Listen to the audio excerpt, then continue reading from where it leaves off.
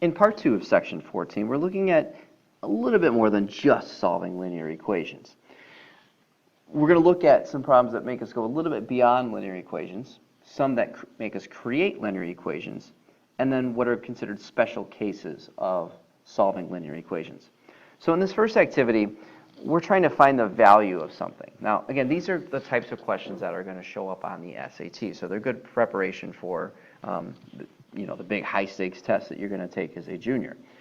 In Model 1, I'm going to ignore this stuff over here right now. I'm really just going to focus in on this. And better if I use a highlighter. There we go. All right, that's a linear equation, and I know how to solve those. So I'm going to go ahead and do that first, and then see what I have to do with that solution. So the first thing I'm going to do is distribute, it looks like that 2 to the x and the 9. Again, I've got variables on both sides of the equation. And then I'm going to look to combine like terms. So I don't have anything going on the left-hand side. On the right-hand side, I have an 18 and a 6 I can put together. So I'm going to put those together to give me 24. And then I'm going to solve. So to solve this, I'm going to take 2x away from both sides, giving me 5x plus 4 equals 24. And then I'm going to subtract 4 from both sides, giving me 5x equals 20. And next step would be to divide by 5 to reverse the 5 multiplication. And I'll have x equals 4.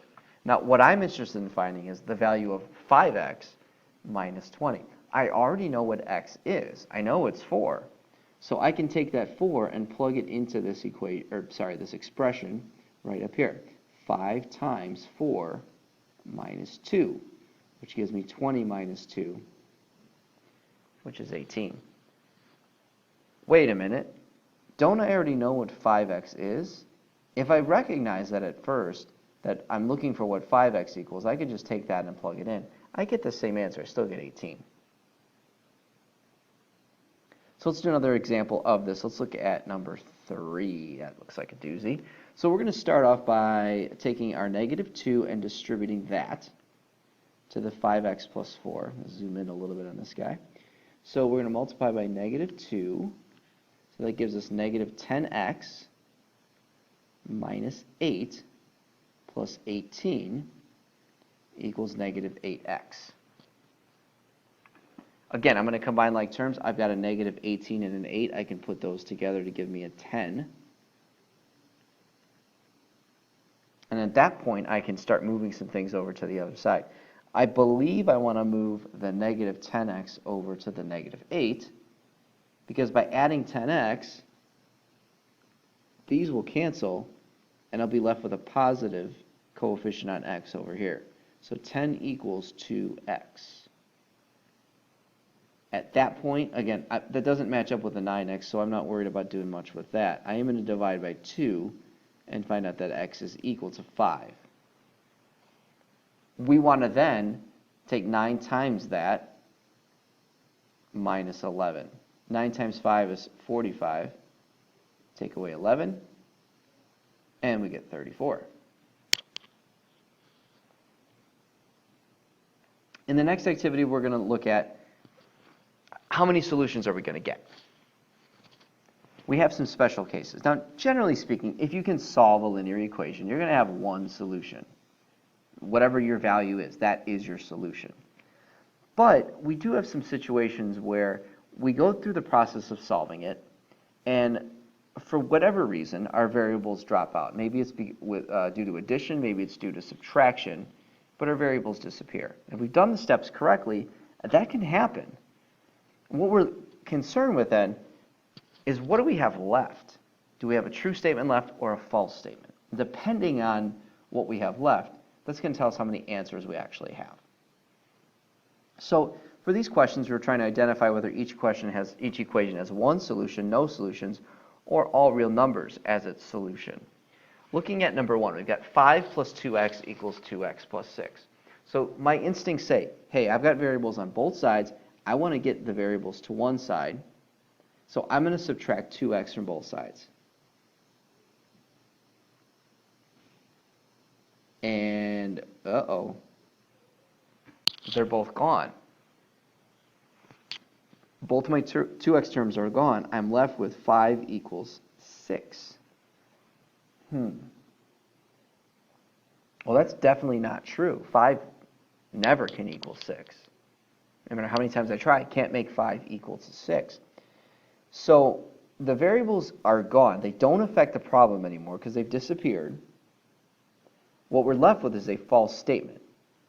So this never has a solution.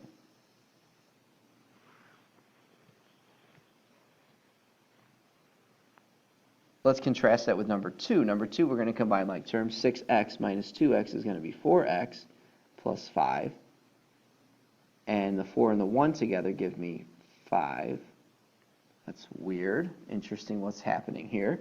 I'm going to take 4x away from both sides. And I get 5 equals 5. Well, that most certainly is true. 5 is always going to equal 5. So again, the variables canceled, and I'm always left with a true statement. So no matter what I plug into the equation, it's always going to work. And in that case, we call that all real numbers.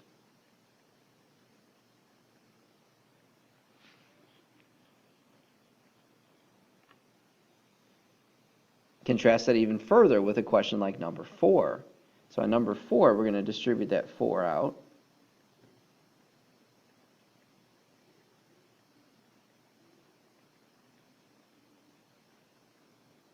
Equals minus 14. So we're going to put the like terms together. Negative 8 plus 20 is 12x.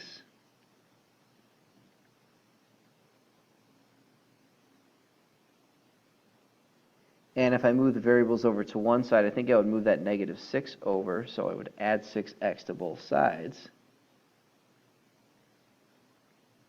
18x plus 4 equals 14. And I don't need to solve it any further because I already know what's going to happen.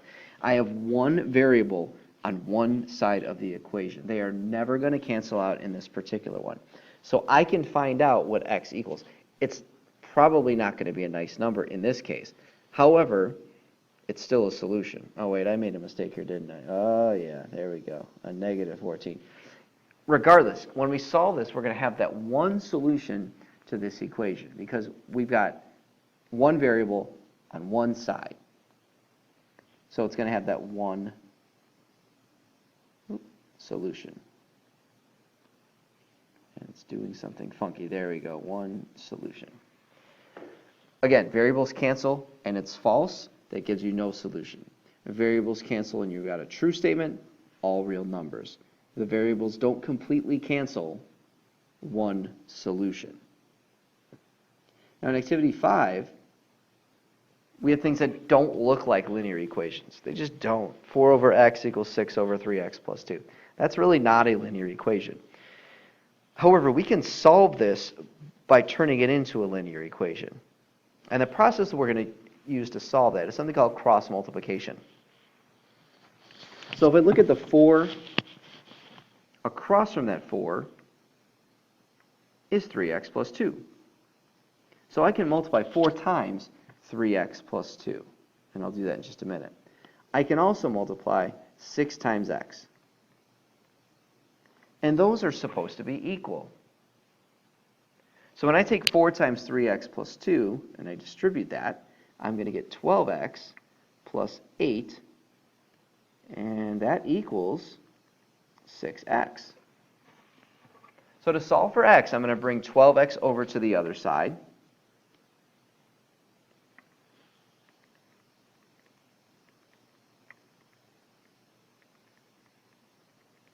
And then I'm going to divide by negative 6.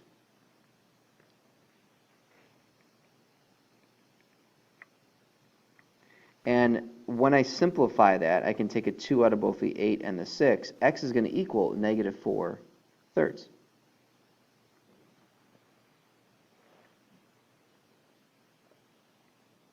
Let's look at a problem where we have to distribute twice. That's going to make things a little bit more challenging.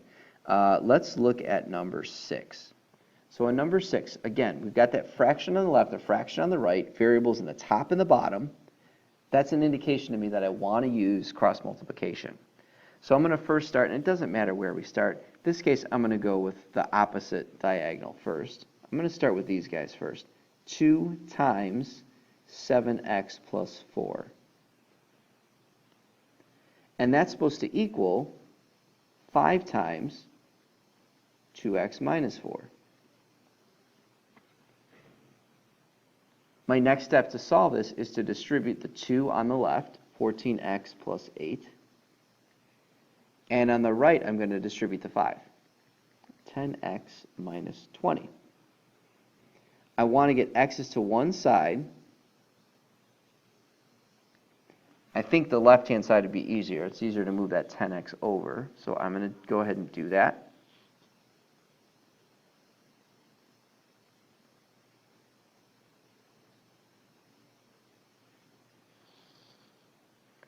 And then I'm going to subtract 8.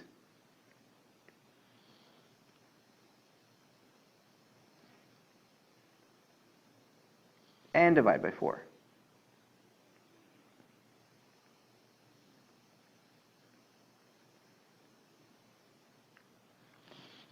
And we get negative 7.